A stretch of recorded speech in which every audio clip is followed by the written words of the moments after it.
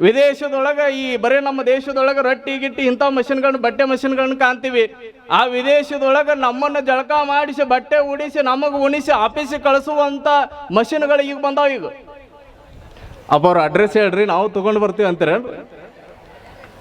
ನೋಡ್ರಿ ಇಷ್ಟೆಲ್ಲ ತಂತ್ರಜ್ಞಾನಗಳ ಮುಂದುವರೆದಿರುವಂಥ ಸಂದರ್ಭದೊಳಗೆ ಒಂದು ಕಡೆ ಒಬ್ಬ ಅದ್ಭುತವಾಗಿರುವಂಥ ಒಂದು ವಾಕ್ಯವನ್ನು, ಒಂದು 4 ಸಾಲಿನ ಲೈನನ್ನ ವಾಕ್ಯವನ್ನು ಬರಿತಾನ. ಏನು ಬರಿತಾನಂದ್ರ, ನಮ್ಮ ಅಜ್ಜಿ ಮಾಡುತ್ತಿದ್ದಳು ರಾಗಿ ಮುದ್ದಿ, ನಮ್ಮ ಅಜ್ಜಿ ಮಾಡುತ್ತಿದ್ದಳು ರಾಗಿ ಮುದ್ದಿ, ಅದನ್ನು ತಿಂದಂತ ನಮ್ಮ ಅಜ್ಜಿದ್ದ ಗಟ್ಟಿಮುಟ್ಟ. ನಮ್ಮ ಅವ್ವ ಮಾಡುತ್ತಿದ್ದಳು ಜೋಳದ ರೊಟ್ಟಿ, ಅದನ್ನು ತಿಂದಂತ ನಮ್ಮ ಅಪ್ಪಿದ್ದ ಜಗದ ಜಟ್ಟಿ. ಆದ್ರೆ ನಮ್ಮಕ್ಕೆ ಮಾಡಕತ್ತಾಳೆ ಈಗ ಇಡ್ಲಿ ವಡ, ಈಗ ಅದನ್ನು ತಿಂದ ನಾ ಆಗಿನ ಪ್ಲಾಸ್ಟಿಕ್ ಕೊಡ ಅಂತ ಬರ್ದಿದ್ದ. ಹಂಗಾಗ್ಯಾವಲ್ರಿ ಈಗ ಪರಿಸ್ಥಿತಿ, ಹಂಗಾಗ್ಯಾವ. ನೀವೆಲ್ಲ ಅನ್ನಕತ್ತೀರಿ ಹೌದ್ರಿ ಅಪ್ಪರು ಹಂಗಾಗ್ಯಾವ, ಸತ್ಯವಾಗ್ಲೂ ಹಂಗಾಗ್ಯಾವ ನೋಡ್ರಿ ಅಂತ. ಆದ್ರೆ ನೋಡ್ರಿ ಎಷ್ಟು ಅದ್ಭುತ ಅಂದ್ರೆ, ಒಂದು ಕಾರ್ ಅದಕ್ಕೆ ಸರ್ವಿಸ್ ಬಂತು ಅಂದ್ರೆ 10,000 ಸರ್ವಿಸ್ ಬಂತು ಅಂದ್ರೆ ಅದನ್ನು ಒಯ್ದು ನಾವು ಸರ್ವಿಸ್ ಮಾಡಿಸ್ಕೊಂಡು ಬರ್ತೀವಿ. ಹಾಗೆ ಒಂದು ನೋಡ್ರಿ, ಹೊರಗಿನ ದೇಹವನ್ನ ತೊಳ್ಕೊಳಕ ಒಂದು ಸೋಪ್ ಅಂತ ಐತೆ, ಹೊರಗಿನ ಈ ತಲೆಯನ್ನ ತೊಳ್ಕೊಳಕ ಒಂದು ಶಾಂಪೂ ಅಂತ ಐತೆ, ಹೊರಗಿನ ಬಟ್ಟೆಗಳನ್ನ ತೊಳೆಯೋದಕ್ಕೆ ಒಂದು ಸೋಪ್ ಅಂತ ಐತೆ.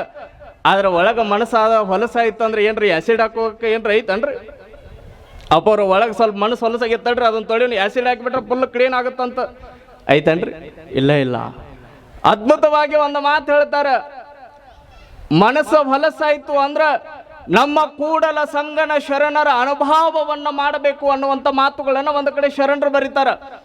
ಮನಸ್ಸು ಹೊಲಸಾಯ್ತು ಅಂದ್ರೆ ಅದಕ್ಕೆ ಯಾವ ಹೊರಗಿನ ಸೋಪುಗಳಿಲ್ಲ, ಇಂಥ ಆಧ್ಯಾತ್ಮಿಕ ಪ್ರವಚನಗಳನ್ನ ಅನುಭವ ಅಮೃತಗಳನ್ನ ನಾವು ಉಂಡು ಬಿಟ್ವಿ ಅಂದ್ರೆ ಅದ ದೊಡ್ಡದಾಗಿರುವಂಥ ಮನಸ್ಸು ಸ್ವಚ್ಛ ಆಗ್ತದ ಅಂತ ಹೇಳ್ತಾರೆ. ಸಾಯಿಬಾಬಾ ಅವರು ಹಿಂಗ ಕುಳಿತಿರುವಂಥ ಸಂದರ್ಭದೊಳಗೆ, ಸಾಯಿಬಾಬಾ ಅವರು ಹೀಗ ಕುಳಿತಿರುವಂಥ ಸಂದರ್ಭದೊಳಗೆ ಯಾರೋ ಒಬ್ಬ ವ್ಯಕ್ತಿ ಬಂದು ಮುಂದ್ಗಡೆ ಎದುರುಗಡೆ ಕುಳಿತುಕೊಂಡು ಒಂದು ಮಾತು ಕೇಳಿದ್ನಂತ.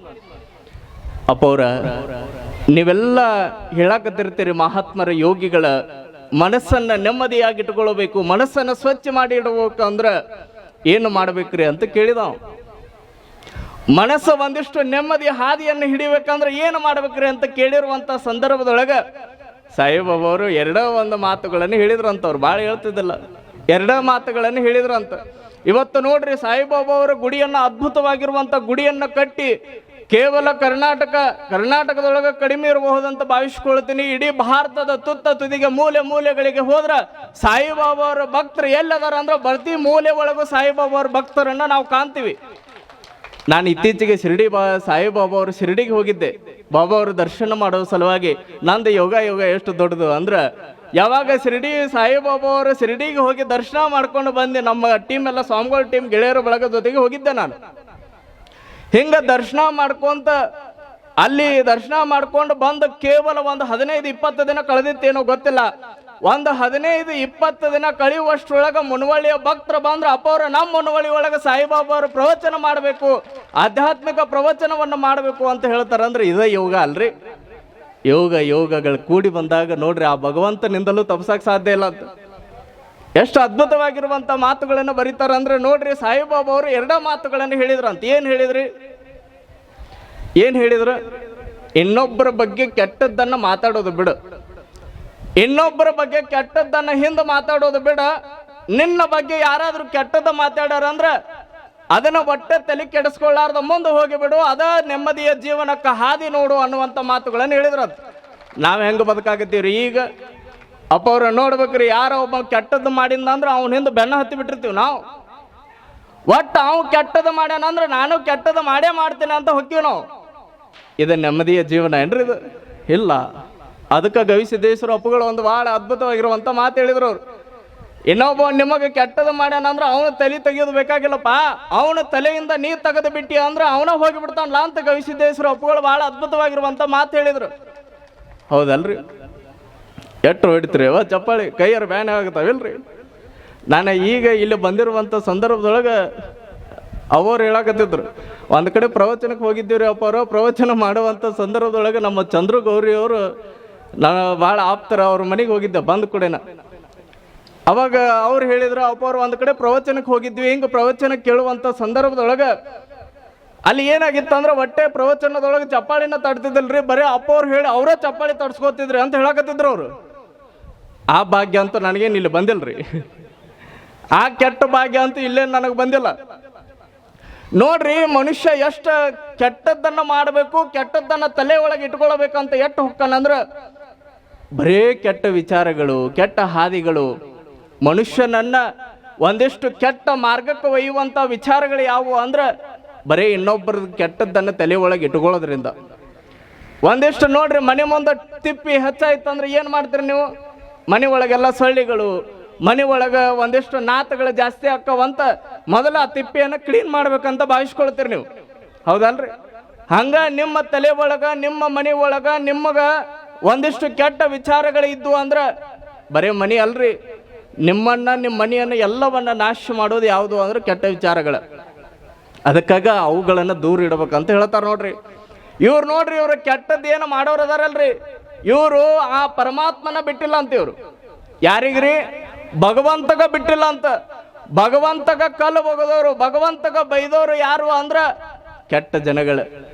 ಒಬ್ಬ ಹಿಂಗ ಹಾದಿ ಒಳಗೆ ಹೋಗುವಂತ ಸಂದರ್ಭದೊಳಗ ಯಾರೋ ಒಬ್ಬ ಕೆಟ್ಟ ಮನುಷ್ಯ ಒಳ್ಳೆಯ ಮನುಷ್ಯನ ಎದುರುಗಡೆ ಬಂದಂತ.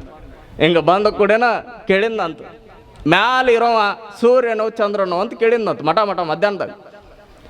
ಎಂಥ ಮಧ್ಯಾಹ್ನದಾಗ್ರಿ, ಮಠ ಮಧ್ಯಾಹ್ನದಾಗ ಬಿಸಿಲು ಮ್ಯಾಲ ತಲೆ ಮೇಲೆ ಹೊಡ್ಯಾಕತ್ತ. ಅಂತ ಟೈಮ್ ಒಳಗೆ ಏನು ಕೇಳಕತ್ತಾನಂದ್ರೆ ಮ್ಯಾಲಿರೋನು ಸೂರ್ಯನೋ ಚಂದ್ರನೋ ಅಂತ ಕೇಳಕತ್ತಾನ. ಅವ ಏನು ಒಳ್ಳೆ ವ್ಯಕ್ತಿ ಎದುರುಗಡೆ ಇದ್ನಲ್ರಿ. ಒಂದು ವೇಳೆ ಮ್ಯಾಲಿರೋ ಸೂರ್ಯ ಅಂತ ಹೇಳಿದ್ರ, ಒಂದು ವೇಳೆ ಮ್ಯಾಲಿರೋ ಸೂರ್ಯ ಅಂತ ಹೇಳಿದ್ರ ಅವ ಏನಂತನ್ರಿ? ಚಂದ್ರ ಅಂತ ನೋಡ್ರಿ. ಇಲ್ಲಿ ಒಂದು ವೇಳೆ ಚಂದ್ರ ಅಂದ್ರ ಸೂರ್ಯ ಅಂತ ನಾವು ಇಲ್ಲಿ ಏನು ಉತ್ತರ ಕೊಡ್ಬೇಕು? ನೀವು ಜಾಣ್ರಿದ್ರ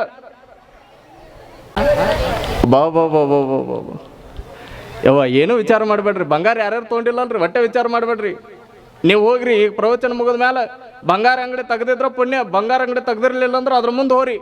ಅದ್ರ ಮುಂದೆ ಹೋಗಿ ಒಂದ ಮಾತು ಅನ್ಕೊಳ್ರಿ. ನೀವು ಏನು ಅನ್ಕೊಳ್ರಿ ಅಂದ್ರೆ ಈ ಅಂಗಡಿ ಒಳಗಿರುವಂಥದ್ದೆಲ್ಲ ನಂದ ಅನ್ಕೊಂಬಿಡ್ರಿ, ಗುಳುಮ್ ಮಾಡಿಬಿಡ್ತದೆ ಎಲ್ಲ. ಅಟ್ಟ ಭಾಳ ಸರಳ ವಿಧಾನ ಇದೆ, ಭಾಳ ಜೋರಕ್ಕೆ ಹೋಗ್ಬೇಡ್ರಿ, ಹೌದಲ್ರಿ? ಹಿಂಗ ಅನ್ಕೋತ ಹೋಗ್ಬಿಟ್ರಿ ಎಷ್ಟ ನೆಮ್ಮದಿಯಾಗಿರ್ತೀವಿ ನೋಡ್ರಿ ನಾವು. ಯಾರ್ಯಾರ್ದು ಎಲ್ಲೆಲ್ಲಿ ಇರ್ತದೆ ಎಲ್ಲ ನಂದ ಅನ್ಕೋತ ಹೋಗ್ರಿ.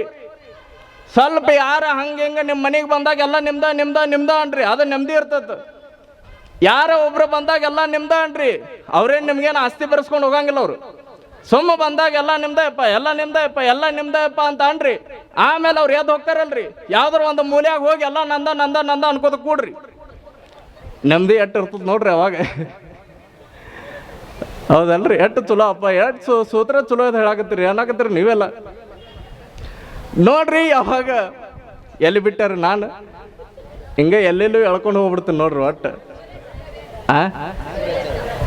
ಓಹೋ ನೋಡ್ರಿ, ಎಷ್ಟು ಅದ್ಭುತವಾಗಿ ನೆನಪಿಟ್ರ. ಒಂದು ಜೋರು ಚಪ್ಪಾಳಿ ಹೊಡ್ರಿ, ಹಿಂದೆ ಕುಂತವ್ರಿ. ನೀವು ಹೊಡಿಬೇಡ್ರಿ, ತಡ್ರಿ. ನೀವು ನಿಮ್ದು ಕೇಳಿ ಬೇಸರ ಆಗೈತೆ ನನಗೆ ಚಪ್ಪಾಳಿ. ಅಲ್ಲಿ ಹಿಂದೆ ಕುಂತವ್ರು ಹೊಡ್ರಿ ಒಂದ್ಸಲ ಜೋರು. ಅದ್ರ ಇಲ್ರಿ, ಅಲ್ಲಿಂದ ಲಾಸ್ಟ್ ಕುಂತವ್ರು. ಇಲ್ಲಿ ನಡು ಮಧ್ಯದೊಳಗೆ ಹೇಳಕತ್ತಿಲ್ಲ ನಾನು ಲಾಸ್ಟ್. ಅಪ್ಪ ಅವ್ರೆ, ನಾವು ಅದೀವ ಅನ್ನೋದಕ್ಕೆ ನೀವೇನು ಪ್ರೂವ್ ಮಾಡ್ಬೇಕ್ರಿ ಅಂತೀರಿ ನೀವು. ಅವ ಸಾಲಿ ಒಳಗ ಮಾಸ್ತರ್ ಪಾಠ ಮಾಡುವಂತ ಸಂದರ್ಭದೊಳಗೆ ಒಂದು ಪ್ರಶ್ನೆ ಕೇಳಿದ್ರಂತ. ಏನು ಪ್ರಶ್ನೆ ಕೇಳಿದ್ರು ಅಂದ್ರೆ ಯಾವುದು ಸತ್ಯ ಯಾವುದು ಭ್ರಮೆ ಅಂತ ಕೇಳಿದ್ರಂತ. ಯಾವುದು ಸತ್ಯ ಯಾವುದು ಭ್ರಮೆ ಅಂತ ಕೇಳಿದ್ರಂತ. ಅವಾಗ ಹಿಂಗ ಒಬ್ಬರಿಗೆ ಕೇಳ್ಕೊಂತ ಹೊಂಟಿದ್ರು. ಭಾಳ ಚಲೋ ಉತ್ತರನ ಕೊಡಾಕತ್ತಿದ್ರು ಎಲ್ಲರೂ. ಮತ್ತೆ ಮಾಸ್ತರ್ಗೆ ಅಂತಿ, ಶಿಕ್ಷಕರಿಗೆ ಅಂತಿ ಉತ್ತರ ಕೊಡ್ಬೇಕು ಚಲೋದು. ಹಿಂಗ ಚಲೋ ಉತ್ತರ ಕೊಡುವಂತ ಸಂದರ್ಭದೊಳಗೆ ಕೊನೆಗೆ ಒಬ್ಬ ಉಡಾಳಿಸಿದ್ದ ಅಂತ ಕೂತಿದ್ ನಾವು. ಅವನಿಗೆ ಕೇಳಿದ್ರು ಕೊನೆಯದಾಗಿ ಸತ್ಯ ಅಂದ್ರೆ ಏನು ಭ್ರಮೆ ಅಂದ್ರೆ ಏನು ಅಂತ ಕೇಳಿದ್ರು ಅವರು. ಅವಾಗ ಅವ ಏನ್ ಅನ್ಬೇಕ್ರಿ? ಸರ್, ನಾನ್ ನಿಮ್ಮ ಮಾತುಗಳನ್ನು ಬಹಳ ಲಕ್ಷ್ಯ ಕೊಟ್ಟು ಕೇಳಾಕತ್ತೀನಿ ಅನ್ಕೊಂಡಿರಿ ನೀವು. ನಾನು ನಿಮ್ಮ ಮಾತುಗಳನ್ನು ಬಹಳ ಲಕ್ಷ್ಯ ಕೊಟ್ಟು ಕೇಳಾಕತ್ತೀನಿ ಅಂತ ನೀವು ಅನ್ಕೊಂಡಿರಿ, ಅದ ನಿಮ್ ಭ್ರಮೆ ನೋಡ್ರಿ ಅಂದ. ನೋಡ್ರಿ ಎಷ್ಟು ಉಡಾಳ್ ಹುಡುಗರು ಇರ್ತಾವ ಅಂದ್ರೆ,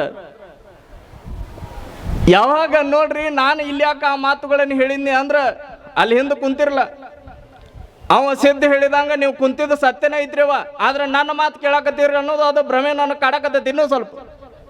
ಅದ್ರಿಲ್ರಿ ಅಪ್ಪ ಅವ್ರು ಅದೇವ್ರಿ ಅಂತ ಕೈನ ಎತ್ತಾಕತ್ತಾರ. ಅಲ್ಲೇ ಒಬ್ರು ಎಷ್ಟು ಜನ ಸೇರ್ಯಾರಿ 2ನೇ ದಿನಕ್ಕೆ. ಎಷ್ಟು ಅದ್ಭುತವಾಗಿರುವಂಥ ವೇದಿಕೆ ಹಾಕ್ಯಾರ. ಇದೇ ದೊಡ್ಡ ವೇದಿಕೆ. 75ನೇ ವರ್ಷದ ಬೆಳ್ಳಿ ಮಹೋತ್ಸವವನ್ನು ನೋಡ್ಬೇಕಂದ್ರೆ ಮತ್ತೆ ಮನವಾಳಿ ಗ್ರಾಮಕ್ಕೆ ಬರ್ಬೇಕು ಅನ್ನೋ ಹಂಗೆ ನೀವು ಅದ್ಭುತವಾಗಿರುವಂಥ ವೇದಿಕೆಯನ್ನು ಹಾಕಿರಿ ಕಮಿಟಿಯವರು ಎಲ್ಲರೂ. ನೋಡ್ರಿ ಎಷ್ಟು ಅದ್ಭುತವಾಗಿರುವಂಥ ಕಮಿಟಿಯವರು ಕಾರ್ಯವನ್ನು ಮಾಡಕತ್ತಾರಂದ್ರೆ